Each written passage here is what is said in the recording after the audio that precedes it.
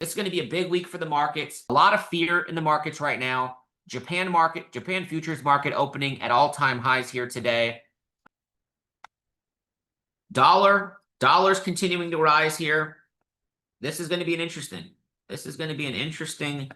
week. Does the dollar make a move back up here?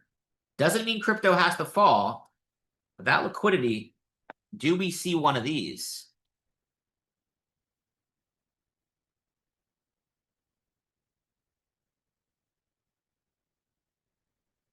Very possible here. Very possible because the dollar broke this structure. You know, BOS to the downside. Do we come back somewhere in here and then make the bigger move to around 90? Very possible. Okay.